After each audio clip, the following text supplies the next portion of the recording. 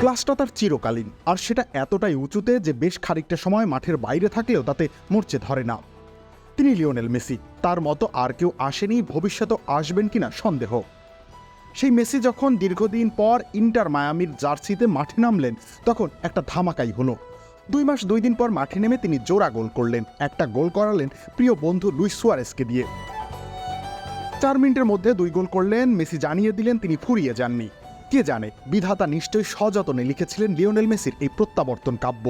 Messi সুয়ারেজদের দাপটে inter Miami জিতেছে 3-1 ব্যবধানে। 28 ম্যাচে 19 জয় ও 5 ড্রয়ে 62 পয়েন্ট নিয়ে শীর্ষেই আছে ইন্টার মায়ামি।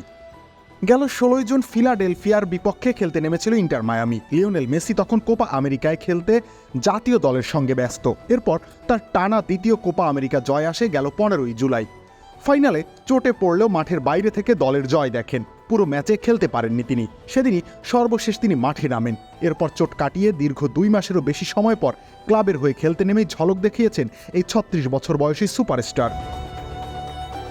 ক্যারিয়ারের শেষ পর্যায়ে চলে আসলেও গোলের মিছিলে লিওনেল মেসি আজও থাকছেন প্রথম দিকেই। আমেরিকার মেজর সকার লিগের এই মৌসুমে 13 ম্যাচে মেসি 14টি গোল করেছেন।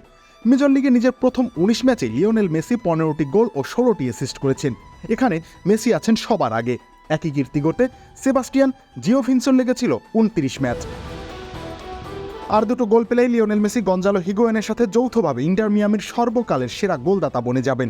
মেসির গোল এখন 27, এর মধ্যে 10টি লিগ কাপে আর 2টি কনকাফ চ্যাম্পিয়ন্স কাপে।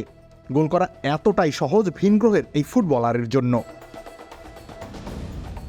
রবিউল ইসলাম রনি, খেলা 71।